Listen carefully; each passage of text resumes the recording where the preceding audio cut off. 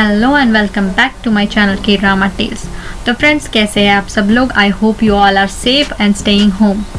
तो आज हम देखने वाले हैं हमारे legend of the blue sea series का एपिसोड नंबर 14। और शुरुआत करने से पहले आप में से अगर कोई नया है मेरे चैनल पे तो please subscribe my channel. And episode बहुत ही ज़्यादा इंटरेस्टिंग होने वाला है, तो वीडियो अंत तक देखना और पसंद आए तो लाइक और कमेंट भी ज़रूर करना और अपने के ड्रामा फ्रेंड्स के साथ शेयर भी ज़रूर करना। ठीक है, तो चलते हैं हम हमारे एपिसोड नंबर 14 पे। तो जैसा कि हमने पिछले एपिसोड में देखा, दामरंग के मरने के बाद सेवा भी उसी भाले से अपने आप को भी मार लेती है। जुंजे जो हिप्नोटाइज होने के बाद अपनी पास्ट लाइफ की वो आखिरी याद देख रहा होता है, तो वो अपने आप को कंट्रोल नहीं कर पाता और उसके आंखों से आंसू बहने लगते हैं। वो डॉक्टर को सब बताता है कि मैं उसे नहीं बचा पाया, उसे मैं प्रोटेक्ट नहीं कर पाया। फिर जन्म लेने के बाद भी उसने मुझे ढूंढ लिया, अपना वादा पूरा किया, लेकिन मैं सब भूल गया, उसे सिर्फ रुलाया है मैंने। तभी मादेयंग भी वहाँ आता है। जब दरवाज़ा खोलता है तो उसे जुंजे दिखता है। वो सब कहानी डॉक्टर को बता रहा होता है। डॉक्टर से कहता है, तुम्हारा प्यार ही तुम दोनों की मौत का कारण बना है। तुम अगर वक्त रहते उसे वो जहाँ से आई है वहाँ पे भेज दो तो शायद तुम उसे बचा पाओ और इस तरह के ट्रैजिक एंडिंग को भी। जुंजे कहता है, हमारा दोबारा जन्म लेना, मिलना, ये शायद भगवान ने दिया एक मौका हो सकता है इस अंत को बदलने का, और इस बार मैं उसे बचा के रहूँगा। मादेयंग बाहर से ये सब सुन रहा होता है। अगले सीन में हम देखते हैं कि जुंजे हॉस्पिटल से सीधा घर आता है शिमचंग को मिलने, लेकिन नामदू कहता है कि वो घर में नहीं है। फिर वो उसे ढूंढने के लिए बाहर चला जाता है। नामदू कहता है, ये तो प्यार में पूरी तरह से अंधा हो गया है। जुंजे हर तरफ से उसे ढूंढता है, रास्तों पर भटक रहा होता है। तभी आखिर में वो उसे उस पिंक ऑक्टोपस वाले क्लॉ मशीन के पास दिखती है। वो झट से जाकर उसे गले लगाता है। वो जुंजे से पूछती है, क्या हुआ, तुमने फिर से बुरा सपना देखा क्या? वो कहता है, वो सब खत्म हो गया, अब मुझे कोई बुरा सपना नहीं आएगा। फिर उसे सब याद आता है कि किस तरह मरमर का अंत हुआ था। वो उसको पूछता है, ऐसा कुछ है जो तुम करना चाहती हो, कहीं जाना है? चलो आज हम वो सब करते हैं। फिर थोड़ी देर सोचने के बाद वो कहती है, तो जुंजे एक्चुअली 3 टाइप के लव होते हैं, एक रोमांटिक लव, एक हॉट लव एंड एक डर्टी लव। जो अब हम करने वाले हैं वो रोमांटिक लव है। उसमें साथ में घूमने जाना, कॉफ़ी पीना, मूवी देखना, डिनर डेट, गेम्स, वो सब होता है। लेकिन ये सब अंत में डर्टी लव की ओर ही जाता है। लेकिन किसी ने मुझे कहा है कि वो सिर्फ एक्सपर्ट लोगों के लिए है, इसलिए हम डायरेक्टली उसे ट्राई करेंगे तो प्रॉब्लम में आ जाएंगे। तो फिर ठीक है, हम रोमांटिक लव से शुरुआत करते हैं। फिर वो हाथों में हाथ डाल के डेट पर निकल पड़ते हैं। पहले वो जाके खाना खाते हैं, मॉल में जाके गेम्स खेलते हैं, फिर मूवी देखने जाते हैं। मूवी थोड़ी इमोशनल होती है तो मरमट जोर जोर से रोने लगती है। फिर मूवी खत्म होने के बाद वहाँ जब एक स्वीपर सफाई करने आता है तो उसे वहाँ ढेर सारे मोती मिलते हैं, क्योंकि ऑफकोर्स वो मरमट के आंसू जो होते हैं। फिर वो कॉफ़ी डेट पर जाते हैं। तब जुंजे उसे पूछता है, देखो अभी हमने जो मूवी देखी, वैसे कल को अगर मुझे गलती से भी कुछ हो गया तो तुम क्या करोगी? वो बोलती है, मैं भी तुम्हारे पीछे आऊँगी। वो कहता है, पागल हो गई हो, ज़रा ठीक से सोच के जवाब दो। वो कहती है, मैं रहूँगी तो तुम्हारे साथ, और अगर तुम्हें कुछ हो गया तो तुम्हारे साथ ही मरूंगी। फिर जुंजे बोलता है, फिर जैसे हीरो ने उस हीरोइन के लिए सैक्रिफाइस किया, वो जो कुर्बानी दी वो तो वेस्ट हो जाएगी ना। तुम्हें जीना चाहिए, किसी और के साथ अपनी खुशी ढूंढनी चाहिए। वो उल्टा उसे ही पूछते, अगर मुझे कुछ हो गया तो क्या तुम कर पाओगे ये? क्या तुम किसी और को ढूंढ के उसके साथ खुश रह पाओगे? वो थोड़ी देर सोचने के बाद बोलता है, हाँ मैं कर लूँगा, और तुम्हें भी ऐसा ही करना चाहिए। तो वादा करो तुम मुझसे कि तुम यही करोगी। वो कहती है, क्या कुछ हुआ है जुंजे? तुम अचानक से इतने सीरियस क्यों बात कर रहे हो? वो कहता है, तुम पहले वादा करो मुझसे। वो कहती है, नहीं मैं नहीं करूँगी ऐसा कोई वादा। मुझे डर लगता है कि अगर मैंने ऐसा कुछ वादा कर दिया तो सच में कुछ पूरा हो जाएगा हमारे साथ। फिर जुंजे उस पर गुस्सा होता है और वो दोनों बिना बात किए घर जाते हैं। घर पहुंचते ही जुंजे तेहो को प्राइवेट में बात करने को बुलाता है। वो उसे घर की सिक्योरिटी सिस्टम टाइट करने को बोलता है और किसी भी चीज़ का नोटिफिकेशन मुझे मिलना चाहिए ऐसा भी बताता है। तेहो कहता है, क्या ये मादेयंग की वजह से है? यहाँ बाहर नामदू शिमचंग को पूछता है, तुम दोनों झगड़ा करके आए हो क्या? वो कहती है, जुंजे बहुत अजीब सी बातें कर रहा है, उसे कुछ हो गया लगता है। नामदू कहता है, मुझे लगता है वो टाइम करीब आ गया है। वो बोलती है, वो क्या? तुम्हारे रिलेशनशिप की एक्सपायरी डेट। जुंजे का कोई भी रिलेशन 3 महीने से ज़्यादा नहीं चला। मैं उसे 10 साल से जानता हूँ, इसीलिए मैं अपने एक्सपीरियंस से तुमको बोल रहा हूँ कि तुम दोनों को ब्रेकअप कर लेना चाहिए। नेक्स्ट सीन में हम देखते हैं कि मादेंग भी उस डॉक्टर के पास आता है। वो उसे बोलता है, मुझे पता है जुंजे भी यहाँ आया था और उसने अपना अंत देखा है और अब मुझे भी वो देखना है। फिर जब वो हिप्नोटाइज होने के बाद अपना अंत देखता है तो अचानक से वो कहता है, वो मैं नहीं था, मैंने नहीं किया वो। फिर डॉक्टर से पूछता है, फिर कौन था वो, किसने मारा उन दोनों को। तभी नेक्स्ट सीन में हम देखते हैं जीहुन, जिसने आप अपना पूरा लुक चेंज कर लिया है, वो कंपनी की एक मीटिंग अटेंड करने जा रहा होता है और सब बोर्ड ऑफ डायरेक्टर्स को कहता है, आज से कंपनी में हर डिसीजन मेरा होगा। जब लोग उसे उसके पिता की तबीयत के बारे में पूछते हैं तो वो कहता है वो अब बिल्कुल ठीक है और अपने दोस्तों के साथ ट्रिप पर गए हैं और आगे से ये कंपनी वो मुझे संभालने को देकर गए हैं। फिर मीटिंग के बाद पिता को वो मिलने जाता है, उन्हें कहता है आप कुछ दिन यहाँ आराम कीजिए, फिर मैं आपको घर ले जाऊंगा। वो जब कहते हैं कि मेरी नज़र दिन ब दिन बहुत ही ज़्यादा ख़राब हो रही है तो कहता है अभी आपका हेमरेज का ऑपरेशन हुआ है, इसलिए हम इमिडिएटली आंखों का ऑपरेशन नहीं कर सकते, इसलिए तब तक आप अपनी दवाइयाँ लेते रहिए। फिर पापा उसे कहते हैं कि तुम जुंजे को कांटेक्ट कर सकते हो। वो कहता है एक्चुअली मैंने आपके गिरने के बाद उसे कांटेक्ट किया था लेकिन शायद वो बिजी होगा इसलिए नहीं आया, लेकिन आ जाएगा जल्द ही। यहाँ जुंजे के घर में मरमट शिमचन टीवी देख रही होती है। तभी जुंजे किचन में पानी पीने को आता है तो वो अपने मन में बोल रही होती कितना पत्थर दिल इंसान है ये, अभी तक मैं ही पागल थी जो इसके प्यार में इतनी दूर यहाँ आ गई। मुझे अगर पता होता सोल इतना दूर है तो मैं कभी नहीं आती। इसका क्या है, ये तो प्लेन में बैठ के कुछ घंटों में आ गया, मैं पूरा 3 महीने 10 दिन तक कंटिन्यू स्विम करके यहाँ तक आई हूँ और ये कैसे बकवास प्रॉमिसेस मांग रहा है मुझसे। जुंजे को ऑब्वियसली ये सब सुनाई दे रहा होता है, वो उस पर चिल्लाता है मेरी बुराई मत करो। फिर वो कहती है ये तो काफी चालाक लगता है, इसे कैसे पता चला कि मैं मन में इसको बुरा भला बोल रही हूँ। फिर से सोचने लगती है मैं इसके प्यार में अंधी हो गई थी, मेरी भी क्या गलती है, वही तो पहला लड़का था जिसे मैंने देखा इसलिए मुझे लगा ये कितना, लेकिन यहाँ देखो टीवी पर तो सुंदर लड़कों की लाइन लगी हुई है, इससे क्या लगता है कि ये क्या अकेला ही हैंडसम बंदा है इसलिए पूरी दुनिया में अपने आप को प्रिंस समझता है। जुंजे फिर उस पर चिल्लाता है। तभी नामदुआ आता है और कहता है इतना झगड़ा करने से अच्छा है तुम दोनों ब्रेकअप कर लो। क्यों झगड़ा? जुंजे कहता है और तुम घर से बाहर मत निकलना। वो कि मेरी अपॉइंटमेंट है, मैं जाने वाली हूँ। वो बोलता है अगर तुम्हें कहीं जाना है तो नामदू को साथ लेके जाओ। वो बोलती है नहीं मेरी अपॉइंटमेंट है, मैं अकेले जा सकती हूँ। फिर वो कहता है जाओ जो है, वो वहाँ से निकल जाता है। वो हॉस्पिटल में जाके सेक्रेटरी नाम को मिलता है और वो उन्हें पूछता है मैं जानता हूँ आप कुछ बोल नहीं सकते, लेकिन मैं आपसे कुछ सवाल पूछता हूँ, आप बस मुझे ब्लिंक करके जवाब दीजिए। मैं आपको एक फ़ोटो दिखाता हूँ। और वो उसे मादेंग का फ़ोटो दिखाता है और पूछता है क्या यही इंसान था जिसने आपकी ये हालत की है। वो 2 बार ब्लिंक करता है और उसे सिग्नल देता है। फिर वो कहता है क्या आप जानते हैं किसी को जो इस मादेंग के साथ मिला हुआ है? क्या हमारे करीबी इंसान है कोई जो इस मादेंग के साथ है? अभी वो कोई सिग्नल दे इससे पहले वहाँ पे चिहुन आ जाता है और फिर वो दोनों बाहर जाते हैं और चिहुन जुंजे को बताता है कि मुझे सॉरी बोलना था तुम्हें, मैंने परसों कुछ ज़्यादा ही पी ली थी इसलिए मैंने तुम्हें कॉल किया।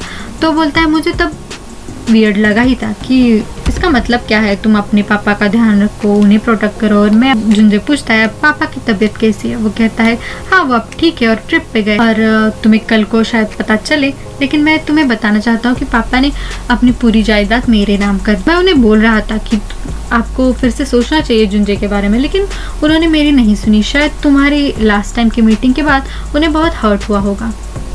तो जुंजे कहता है तुम क्या हमेशा इससे इतने फ्रेंडली हो?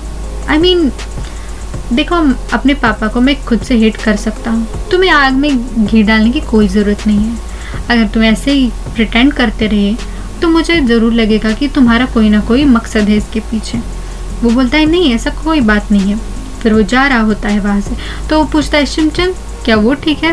वो बोलता है तुम्हें उससे मतलब नहीं, बस जाना चाहता था। फिर वो वहाँ से निकल जाता है। यहाँ हम देखते हैं कि चास यहाँ कंफ्यूज है कि कैसे जुंजे को बताया जाए कि उसकी माँ उसके घर में मेड का काम कर रही है और कैसे उसकी सच्चाई उसको बता दी जाए। तभी वहाँ पे मेड आ जाती है उसके लिए चावल की खीर लेकर। वो कहती है कि शायद आपकी तबीयत खराब है इसलिए आज आप ऑफिस भी नहीं गई, खीर लेके आई हूँ। तो बोलती है अरे मेरी वजह से आपको बहुत काम करना पड़ा, दीजिए मुझे दीजिए। फिर वो उसको जाते वक्त पीछे से गले लगा लेती है। तो बोलती है अरे अब क्या करें, मुझे अनकंफर्टेबल फील हो रहा है। तो उस मेड को सॉरी बोलती है और फिर जब वो मेड बाहर आती है तो वो चाचा की भाभी यानी जिंजू को बोलती है कि चाचा की तबीयत बिल्कुल ठीक नहीं लग रही, वो अजीब अजीब से हरकतें कर रही है कल से। तो बोलती है वो कब ठीक होती है। तब वो चाचा की भाभी यानी जिंजू तेली माँ को यानी कांगसोई को फ़ोन कर रही होती है। तो वो बोलती है ये औरत भी ना फिर से मेरे कॉल इग्नोर कर रही है। तो उसका नाम सुन के मेड को याद आता है। तो उसे पूछती है कि आप वो कहानी मुझे बता रही थी ना, तो उनके बेटे का क्या हुआ। तो बोलती है मतलब उनका असली अरमान का असली बेटा। तो वो कहती है हाँ मैंने सुना है कि वो तो कब का घर छोड़ के भाग गया, कई साल हो गए इस बात को। तो मेड शॉक हो जाती है और वो कहती है कि अभी तो शायद उनका बिजनेस तो उस कांगसोई का बेटा जो वो लेके आई ना वो ही संभाल रहा है। मुझे तो डर है कहीं अंत में सारी प्रॉपर्टी सब कुछ उन बाहर वाले लोगों के साथ वो लोगों के नाम ही ना हो जाए और जो घर के लोग हैं वो तो बाहर के बन के रह गए। फिर उसके एक्सप्रेशन बहुत ही ज़्यादा टेंशन वाले होते हैं क्योंकि उसे ये पता नहीं होता कि हुजुंजे कब का घर छोड़ के भाग गया होता है। वो ये समझ रहे होता है कि वो फॉरेन में पढ़ाई कर रहा है। तो वो ये सुनकर घर से बाहर निकल यहाँ वापस फिर चेयरमैन के घर आती है। वहाँ आकर वो दूसरी पत्नी से डायरेक्टली पूछती है जुंजे कहाँ है। तो वो कहती है तुम्हारा बेटा है, तुम्हें पता होगा। वो कहती है तुमने मुझे वादा किया था बेटे को अपने बेटे की तरह ही संभालोगी। वो कहती है मैंने कहा और तुमने मान लिया। कोई औरत को अपना घर संसार ऐसे गिव अप नहीं करना चाहिए था, तुम्हें फाइट करनी चाहिए थी, लेकिन तुम ही ने गिव अप कर दिया। अब मुझ पे ब्लेम मत डालो। वो कहती है तुम ऐसी बात कर रही हो, मैं अपने बेटे को ढूंढ के निकालूंगी और उसे उसकी असली जगह पे पहुंचा के रहूंगी और तुम्हें भी मैं तुम्हारी असली जगह और तुम्हारी असली औकात दिखा करके रहूंगी। फिर वो वहाँ से चली जाती है। तभी हम देखते हैं कि ये जो दूसरी पत्नी है वो सौतेली माँ जुंजे की, वो किसी को कॉल करके उसे कुछ बताती है। यहाँ हम देखते हैं कि जैसे ही जुंजे की माँ यानी वो मेड बाहर निकलती है तभी पीछे से एक गाड़ी आकर उसे टक्कर मारने वाली होती है। तभी शिमचंग वहाँ आके उसको बचा लेती है। वो बोलती है अरे अभी आपको ठीक से चलना चाहिए ना, अभी वो गाड़ी आपको टक्कर मार देती। वो कहते सॉरी मेरा ध्यान नहीं था, मैं ख्यालों में थी। तो तभी वो दोनों साथ में चलने निकलते हैं। तभी हम देखते हैं कि पीछे से वो गाड़ी उन्हें फॉलो करी होती है और जैसे वो गाड़ी अपना शीशा नीचे करती है तभी तेहो वहाँ जाके उस गाड़ी का और उस ड्राइवर का फोटो निकाल लेता है। हम देखते हैं कि जुंजे ने ही तेहो को बताया, तेहो को ये काम सौंपा है कि चुपचाप शिमचंग का पीछा करने के लिए, उसे फॉलो करने के लिए उस पे हमला करे तो वो जल्दी से हेल्प कर पाए। फिर हम देखते हैं कि शिमचंग और मेड दोनों मार्केट जाते हैं, सब्जी खरीद लेते हैं। तभी तेहो उन्हें फॉलो करके उनकी तस्वीर निकाल के जुंजे को भेज रहा होता है। या जुंजे जो है वो पुलिस स्टेशन में है। पुलिस उसको बताती है कि आप क्या कांगजियो नाम की किसी औरत को जानते हैं, उसका एक बेटा भी था, वो शायद मादेंग की लाइफ में एक ही औरत थी, लेकिन उसका कुछ पता नहीं चल रहा। अगर आपको ये नाम कुछ याद हो तो आप बताइए। बोलता है कि क्या आपको शक है कि ये औरत और बेटा आज भी उसकी मदद कर रहे हैं। जुंजे बोलता है लेकिन मैं आज से पहले कभी नहीं सुना। फिर वो एक डॉक्टर जिनवॉन नाम का आदमी है, साइकेट्रिस्ट, जिससे वो आज भी अपनी ट्रीटमेंट लेता है। तभी जुंजे को याद आता है कि तो वही डॉक्टर है जिससे मैं अपनी ट्रीटमेंट लेता हूँ, इसलिए वो वहाँ जाने के लिए निकलते हैं। तब जब वो उसे जाकर साइकेट्रिस्ट को पूछते क्या मादेंग यहाँ पे आया था तो वो झूठ बोलता है ये कह के कि मादेंग यहाँ नहीं आया। और जुंजे जो है वो उसके सारी बॉडी लैंग्वेज को समझ लेता है कि ये झूठ बोल रहा है। फिर वो हम यहाँ नेक्स्ट सीन में देखते हैं कि मेड वापस घर रिटर्न जब आती है तो वो जा रही होती है। तो शिमचंग पूछती क्या ये चासिया का घर है। तो वो कहती हाँ। फिर उसे याद आता है कैसे लास्ट टाइम जब उन्होंने प्लान किया था चासिया की भाभी जिंजू को फंसाने का तो कैसे वो घबरा गए थे और ये कह रहे थे कि अरे हम अभी पकड़े जाते, हमारी पोल खुल जाती। फिर उसे याद आता है क्योंकि ये चासिया का घर है इसलिए वो ये डर गए थे। फिर मेड अंदर जाती है और शिमचंग जो है वो घर जाने के लिए निकलती है। तभी तेहो उस घर का फोटो निकाल के शिमचंग के पीछे जाने ही वाला होता है। तभी मुझे क्या तुम इतना मिस कर रहे हो मुझे कि मेरे घर का तस्वीर ले रहे हो, तुम क्या करने वाले हो उस घर के फोटो को देख के। वो कहता है कि नहीं तुम्हें कोई मिसअंडरस्टैंडिंग हुई है।